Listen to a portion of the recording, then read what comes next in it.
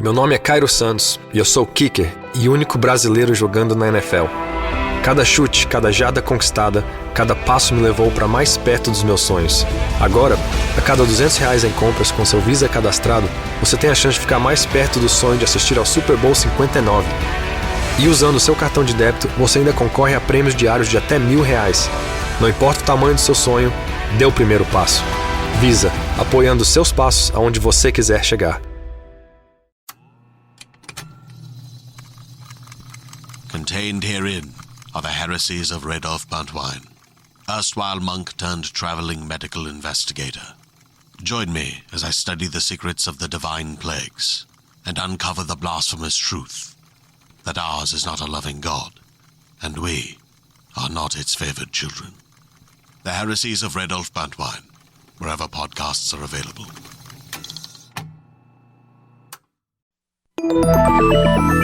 With something like 5 million podcasts, finding a really good one can take a ton of time. So let me recommend one. It's called Something You Should Know. I'm the host, Mike Carruthers, and in each episode, we discuss topics that can be really helpful, like how to read people better, the psychology of crowds, or fun things like the story of Legos, or why you probably wouldn't be here if it weren't for horses. Something You Should Know is the name of it, wherever you get your podcasts.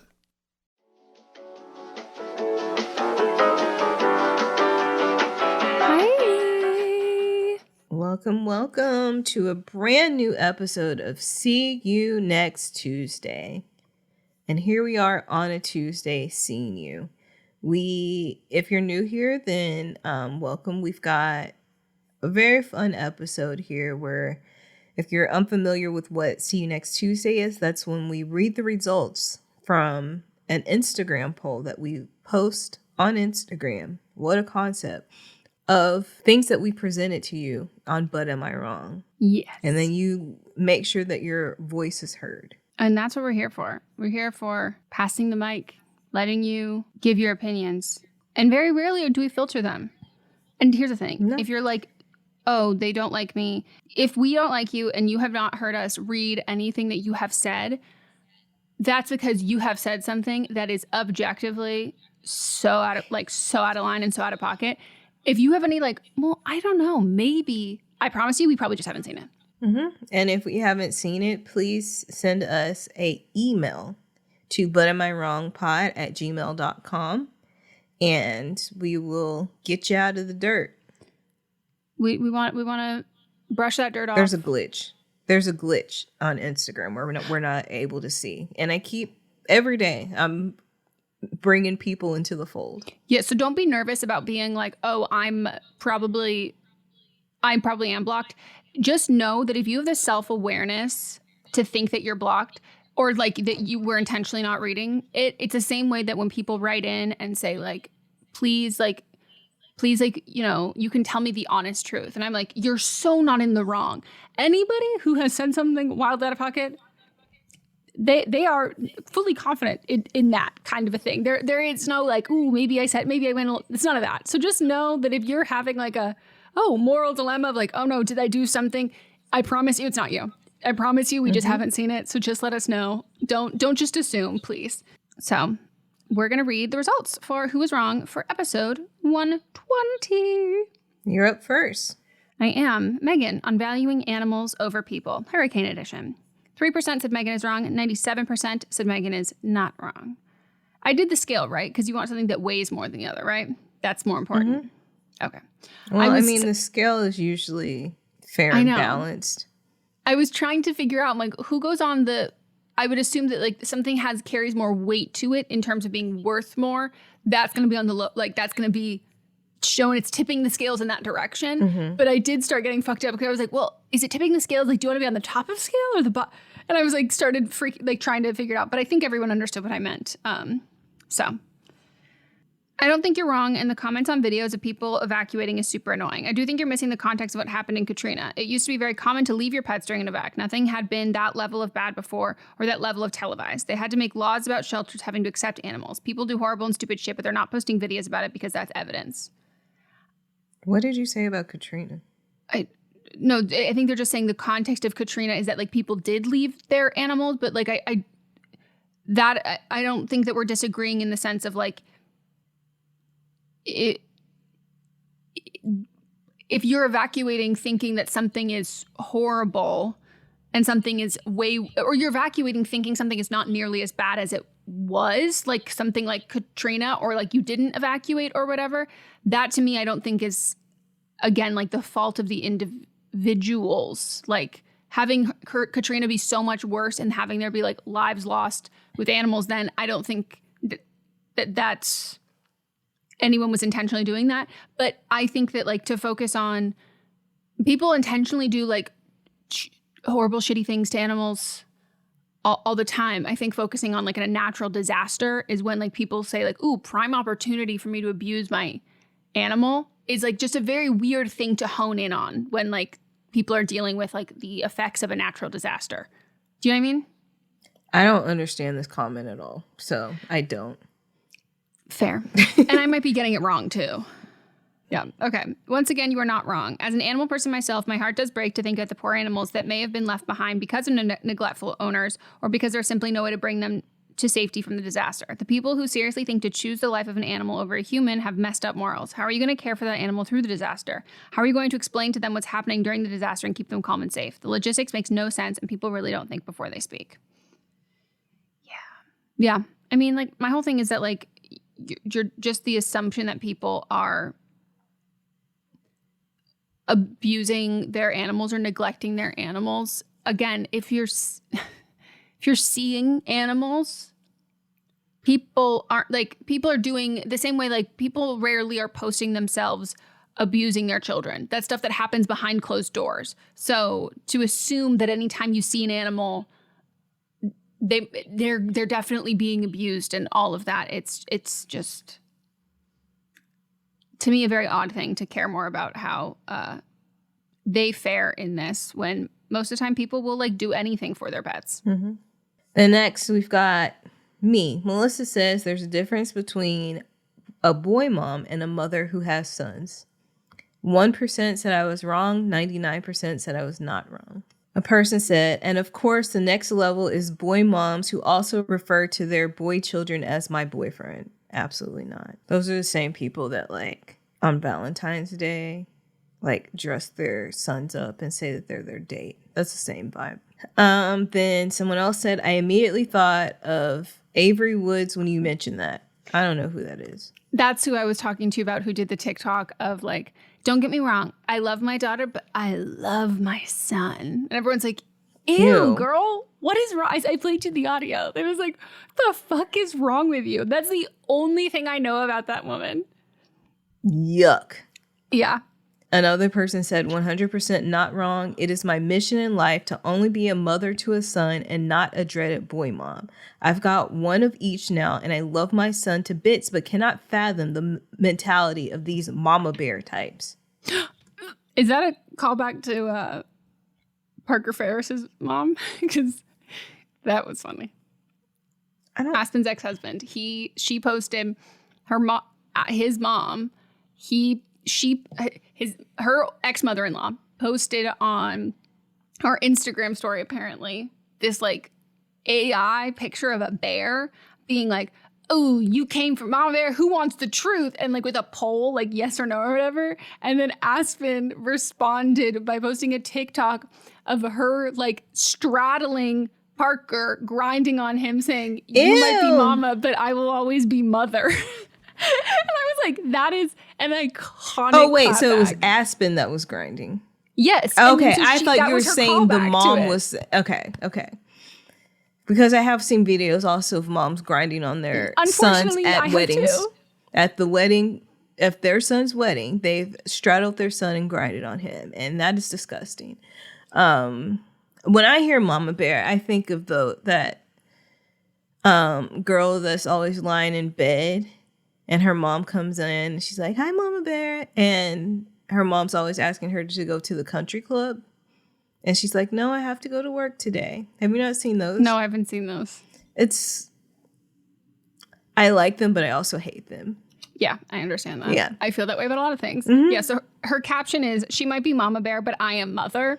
And then the text on the screen says, his mom can't do what I do. And it's her grinding on him. And then she's censoring out where his dick would be. And I'm like, God, you're so fucking iconic. That's great. I love that. She's so fucking funny. I love that girl. If anybody is like watching any of this stuff and is being like questioning, this is Aspen's personality to a T. She is quite literally has always been one of the funniest fucking people ever. And I'm addicted to her using her sense of humor to deal with all this fucking bullshit.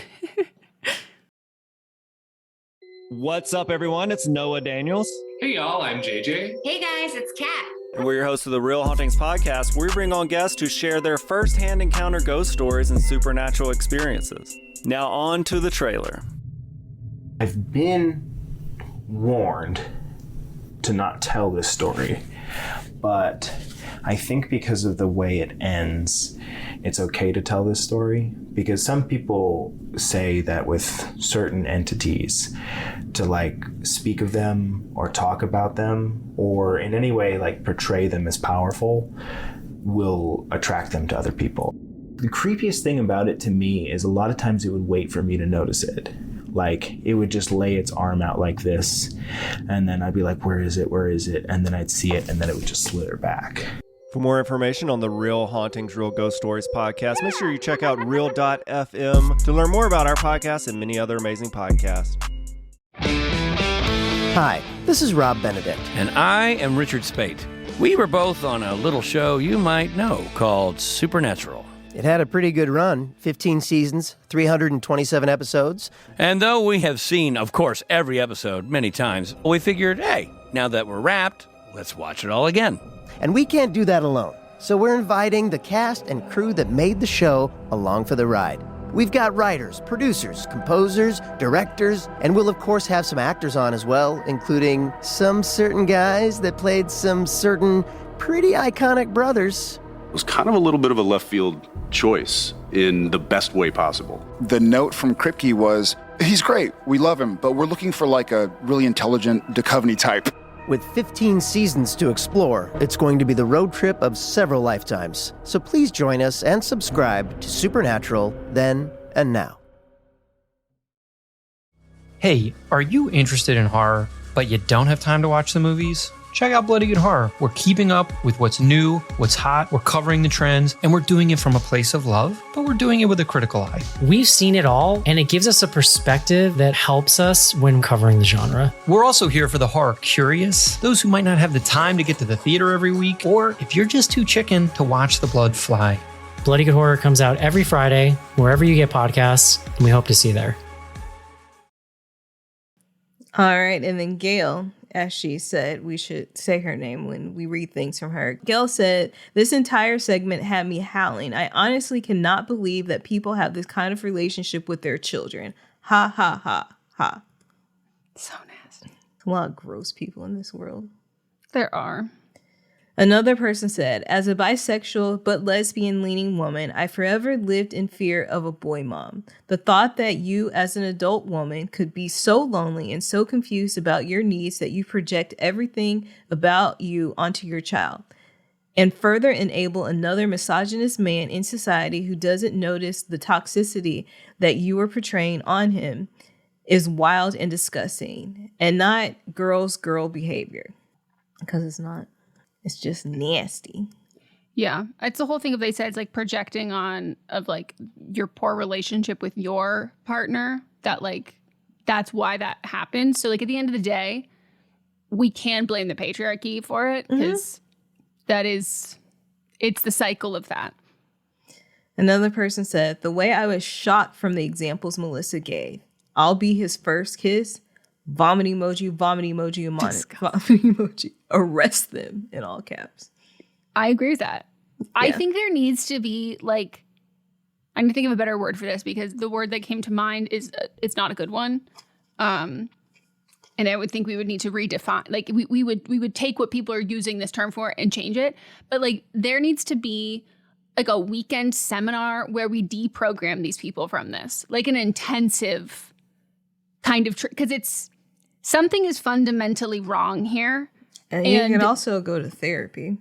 What's what I'm saying? That it's like, but I think we need at this point, like an intervention level of therapy, like an intensive weekend to start with. And then it's like a retreat. You're going to have to graduate out of this. Yeah. We'll call it a retreat. They would love that. Those white women kill for they a goddamn love a retreat. They love a wellness retreat. Throw in health and wellness. They are signed up. Yep. Tell them there's celery juice. Mm-hmm. They're fucking there. Oh, maybe that's our next venture. Maybe. Oh. So, is that all for yours? Yeah. Which I had been sitting on that one for a while because I wasn't sure how to broach the subject. I was a little nervous about it, but seems like a lot of people had thoughts and feelings too. I'm pretty sure it's oh God, who did it? Who's the comedian? So there's more of them, but like back in the day when there's like not that many comedians, women, blonde woman. It's not Amy Schumer. It's the one who was not. There you go. I was going to give the other personal story to give identifying. I think it's her who has a joke of being like, or maybe it is Amy Schumer. It's one of them. It's a blonde comedian. If it's Amy Schumer, she probably took it from someone else. But it was basically being like, no, I want to fuck my son. And it's like. It was Amy Schumer. I'm pretty sure. And that has always killed me because it's like talking about boy moms and being like this like weird competition and then finally being like, no, you don't, no, but I want to fuck my son. Mm-hmm. It's like, oh God, okay. And it really does feel like they're so close to that statement. Yes. And like, I think if you're even miles within that statement, like you need therapy desperately. I'll always be his first kiss. You were there. That's what I'm saying. I'm like, unfortunately, ma'am, what other first would you like to be? Like this, the slope has slipped. We are sliding right down. We are already there. This is the bad place. Figure this shit out. Ugh. Okay. Then we have writer number 1. Are they wrong for not allowing a boyfriend's parents to babysit their son? 5% said the writer's wrong. 95% said the writer is not wrong. If they constantly want to cancel, I would always have a backup even when they volunteer themselves. It seems like they want to be a part of their grandchild's life for show, but not for any real reason, and I hope your boyfriend can notice that too. They might be better at babysitting when the child's a bit older, but definitely don't leave them unsupervised with the child for a good 5 years until you know for sure they know how to do it and they can be trusted. To me, it wasn't even from what the writer said. It's not even like about them being trusted. It's just that they don't show up. They don't even come. Yeah. And then I think the whole thing is like, well, if you dropped the kid off there, then like, do you trust them for them being that flaky? Do you not trust them to like, do you think they would just like leave the kid there if they had to like go run errands or whatever? Like, what's the level of like foresight within that? But I think like no one should ever babysit or watch your kids who does not want to, just because I think like in general, when we don't want to do things, and as someone with ADHD, like I like rarely do things I don't want to do. Like I have a really hard time doing that. And that to me is like people, I think specifically parents think that like that instinct kicks in. And if someone does not want to do that, like you're relying on an instinct that they don't have there. And like, it's just a lot of like, it's like when people are like, oh my God, this babysitter's so expensive. I want to pay babysitter $2 an hour. And I go, do you? Right. Do you want someone who's only being paid $2 an hour, who's not making any money, who's like barely breaking even on gas? What's their motivation of being there? Mm-hmm. So, Hey everyone, join me, Megan Rinks. And me, Melissa DeMonts, for Don't Blame Me, But Am I Wrong? Each week, we deliver 4 fun-filled shows. In Don't Blame Me, we tackle our listeners' dilemmas with hilariously honest advice. Then we have But Am I Wrong, which is for the listeners that didn't take our advice. Plus, we share our hot takes on current events. Then tune in to See You Next Tuesday for our listener poll results from But Am I Wrong? And finally, wrap up your week with Fisting Friday, where we catch up and talk all things pop culture. Listen to Don't Blame Me, But Am I Wrong on Apple Podcasts, Spotify, or wherever you get your podcasts. New episodes every Monday, Tuesday, Thursday, and Friday. Merry Merry Christmas, everybody! My name is Eric Peterson. I'm here with my good buddy, Danny Jordan. And we are the hosts of Christmas Countdown Show. We're so thrilled to be bringing the merriment to you all this holiday season. On Christmas Countdown, we love to count down our top 10 favorite things related to the holiday season. That could be food, movies, music, everything that we all love about this massively merry good time. So wherever you get your podcasts, make sure you click that subscribe button. Eric, are you ready? I am ready, and we hope that you are too. Merry Christmas, everybody! Let's go! Do you love Disney? Then you are going to love our hit podcast, Disney Countdown. I'm Megan, the Magical Millennial. And I'm the Dapper Danielle. On every episode of our fun and family-friendly show, we count down our top 10 lists of all things Disney. There is nothing we don't cover. We are famous for rabbit holes, Disney-themed games, and fun facts you didn't know you needed, but you definitely need in your life. So if you're looking for a healthy dose of Disney magic, check out Disney Countdown wherever you get your podcasts. Sorry. This food looks really good. Every time I go to the other tab to read your responses, it takes me out of the votes and takes me right back to the homepage. Melissa, this meal looks why I delish. have sent myself so many things. Oh my god, I feel like I should send it to both of us. What is it? Oh my god, it's lemon potato sheet pan with garlic dip. I sent it to you too. It looks real good. And then we've got writer number 2. Would they be wrong for not going to Dad's birthday party? 2% said the writer is wrong. 98% said the writer is not wrong. As a person who has not talked to their sperm donor in almost 5 years, I say fuck your dad and go to the concert. You would have a sucky time anyways and lose out on money if you went. Went as in going to the birthday party. He would not do the same for you, so have fun and let him mope because men deserve to be sad. I love that. If they don't come to your party, you are not at all required to go to theirs unless they're terminally ill. Also, this sounds so awkward and horrible, drinking with your dad's friends. No, buy him a card or dinner another time, but don't go to the party. I don't even think you need to do the last two. I also don't think even if someone's terminally ill, you gotta go. No. Should've Unless been it's nice gonna make while you you feel were better. alive. Unless it's gonna make you feel better. No. Yeah. God damn it, this fucking thing keeps showing up. It looks so good. Okay. You know what I saw the other day that looked really good? What? You know how you do chicken and biscuits? Mhm. Somebody did a beef, basically making a pot roast and then putting the biscuits inside of that. And I know when I did that with the just got hard. Yeah, when I did that with the biscuit mix that what's his name? Yeah. Our guy. I know. R.I.P. Bob. Yeah, Bob. R.I.P. I did that with the chickens. It was so good. So that beef. Dude, I could go for a fucking pot roast. Yeah. Pot roast, you put the carrots and potatoes in it. No, with celery. I was going to say, the way that I go foaming at the mouth for a soft carrot and some soft celery, there is... as a kid, I would have chicken noodle soup and I would start by picking out all of the carrots and all of the celery and just mush them, smacking them between my gums. Delicious. So fucking good. Oh, so fucking good. And a puree is not the same for No. anybody. It's not the same. No. God, that sounds so fucking good. Anyways. I have chicken cutlets for lunch. That'll be fine.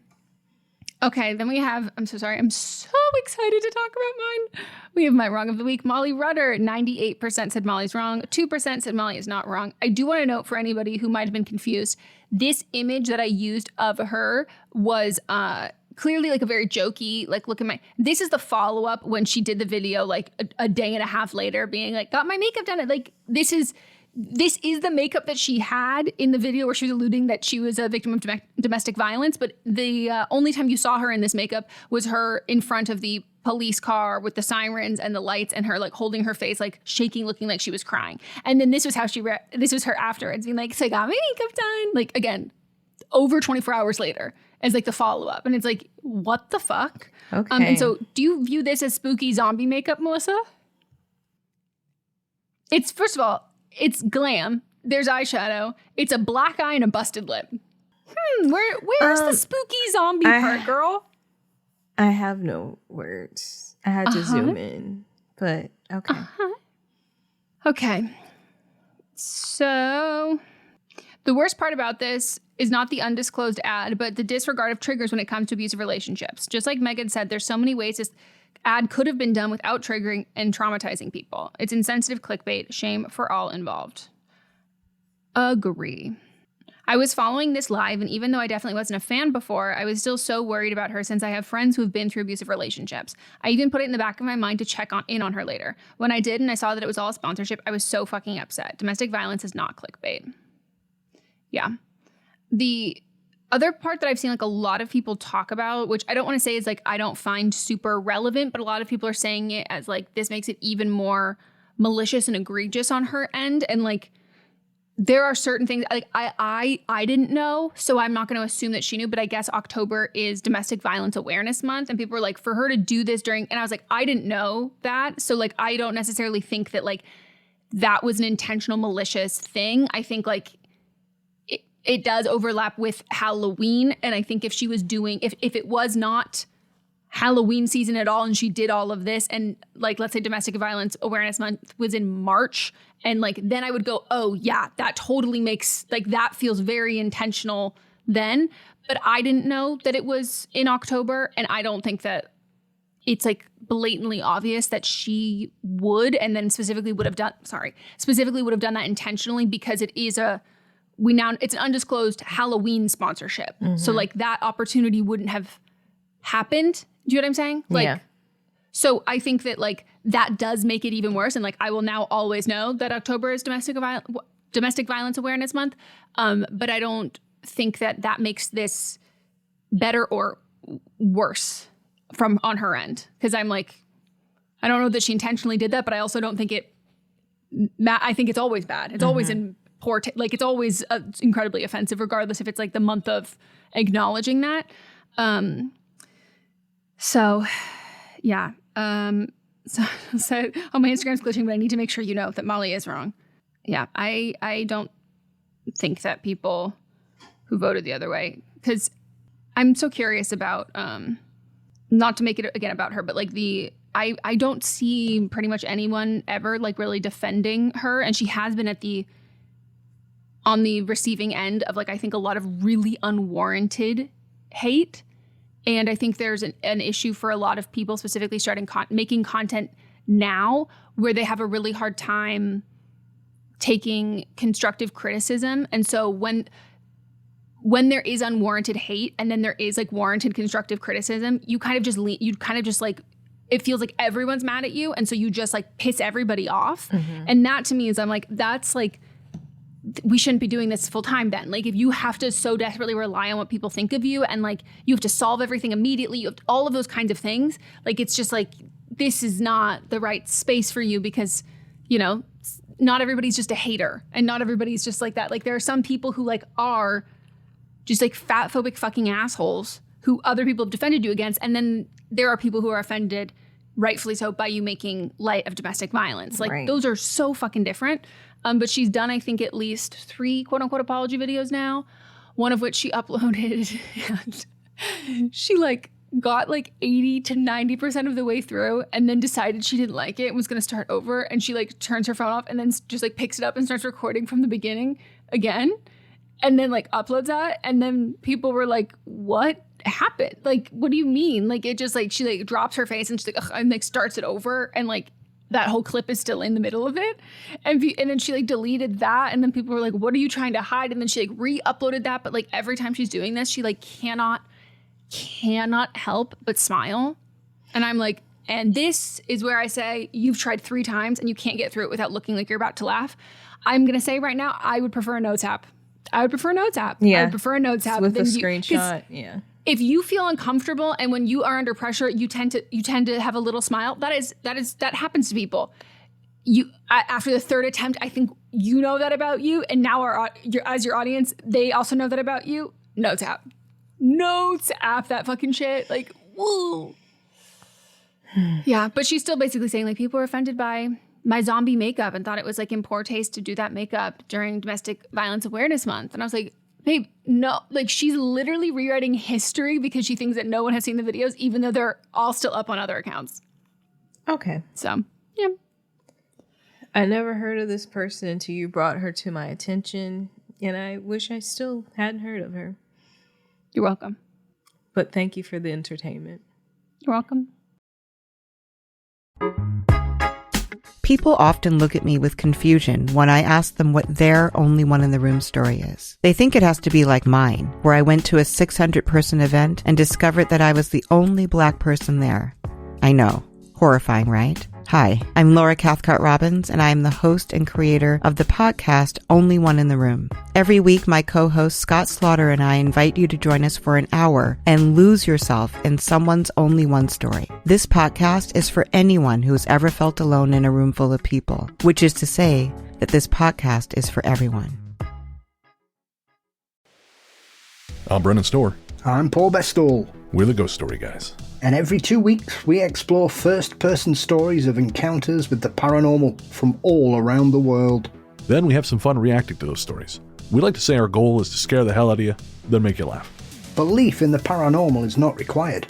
All you need is a love of great storytelling and curiosity about the world around you. Come find the Ghost Story Guys on Apple Podcasts, Spotify, and everywhere else fine podcasts live, or at ghoststoryguys.com. Bitches on Comics is a bi-monthly interview podcast where we talk to the coolest LGBTQ plus folks and women in comics and pop culture. Our unique perspectives and welcoming nature have earned us the honor of being named a best comic book podcast by Book Riot, Screen Rant, The Mary Sue, Comic Book Herald, and Comic Book Couples Counseling. Bitches on Comics is hosted by moi, Monica Estrella Negra, filmmaker, writer, and co-founder of Audrey's Revenge Film. And me, Essie Fleenor, comic and pop culture nerd and culture critic with writing in The Independent, Vice, Electric Literature, Star Trek, and so much more. We're also both voting members of Gallica, the Society of LGBTQ plus entertainment critics. Join Bitches on Comics for in-depth, hilarious, and heartfelt conversations with the likes of Stephanie Williams, Leah Anderson, and the late, great Rachel Pollack. Listen to Bitches on Comics on Apple Podcasts, Spotify, or wherever you get your podcasts. Or tune in at bitchesoncomics.com. New episodes every other Wednesday. Okay, my wrong of the week was Jose Galvin. 99% said, no way, Jose. 1% says, Jose is not wrong. This is an actual photo. In case you didn't figure it out, this isn't a statue. This is this man as he is getting Dawn dish soap, industrial grade, dumped on him by the police officers before they can even put him in the car. They're also laughing at him, which I'm never on the side of police. But I would laugh. Would have been hee hee ha ha. Yeah. And I go, well, I guess that is the common thread. Someone said, my real question is, what was this for and was it worth it? It was for crime. That's what it was for. For crime. Was it worth it?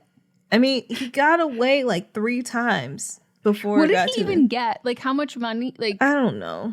Yeah. So I think to him, perhaps. And he also felt wronged because he used to work there and got fired. Yeah, I also think that this is one of those cases where if this is the lengths to go through that you are doing to get money or whatever, I have to assume you have chosen the easier avenues and you have exhausted those. I also don't think it was about the money, though. I think it was because he was being petty. He was just tormenting them. Yeah. I do think there is actually a quite large aspect of this that is just psychological warfare. Mm-hmm. It's like moving things like ever so slightly to like make someone be like, wait, but I swore this. Yeah.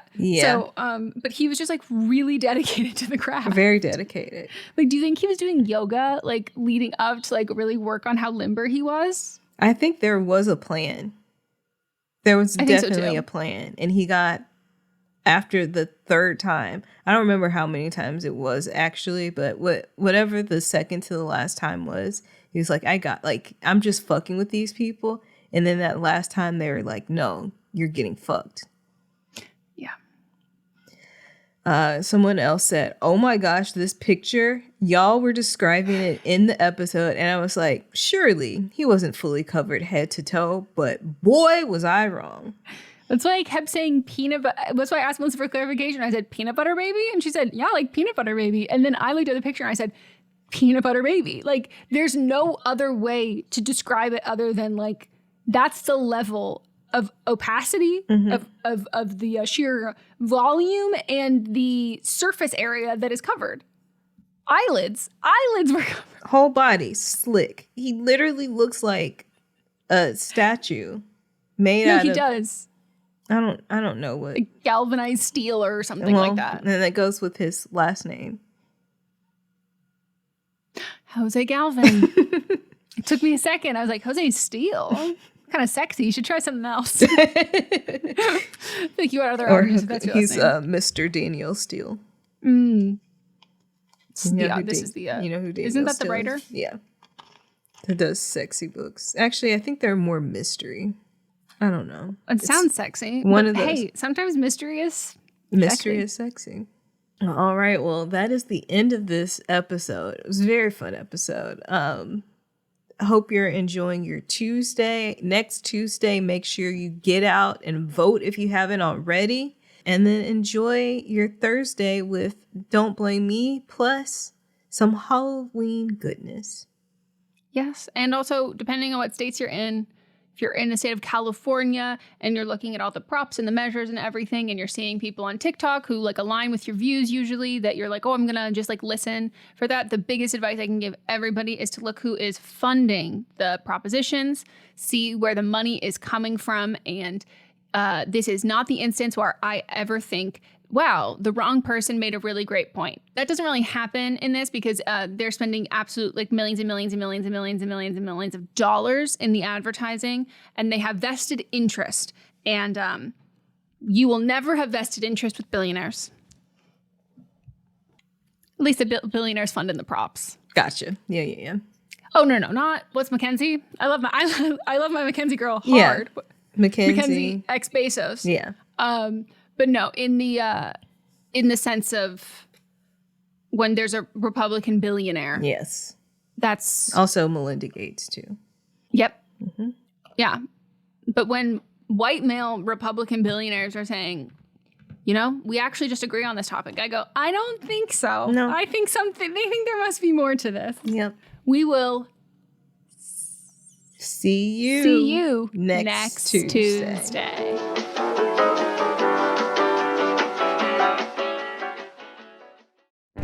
Welcome to the small town of Chinook, where faith runs deep and secrets run deeper.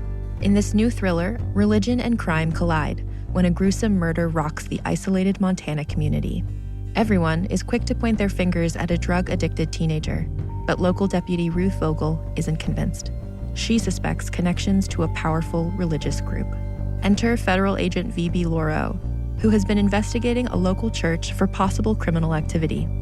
The pair form an unlikely partnership to catch the killer, unearthing secrets that leave Ruth torn between her duty to the law, her religious convictions, and her very own family. But something more sinister than murder is afoot, and someone is watching Ruth. Chinook, starring Kelly Marie Tran and Sanaa Lathan. Listen to Chinook wherever you get your podcasts. Hi, I'm Jennifer, a co-founder of the Go Kid Go Network. At Go Kid Go, putting kids first is at the heart of every show that we produce. That's why we're so excited to introduce a brand new show to our network called The Search for the Silver Lining, a fantasy adventure series about a spirited young girl named Isla who time travels to the mythical land of Camelot. During her journey, Isla meets new friends, including King Arthur and his Knights of the Round Table, and learns valuable life lessons with every quest, sword fight, and dragon ride. Positive and uplifting stories remind us all about the importance of kindness, friendship, honesty, and positivity. Join me and an all-star cast of actors including Liam Neeson, Emily Blunt, Kristen Bell, Chris Hemsworth, among many others, in welcoming the Search for the Silver Lining podcast to the Go Kid Go Network by listening today.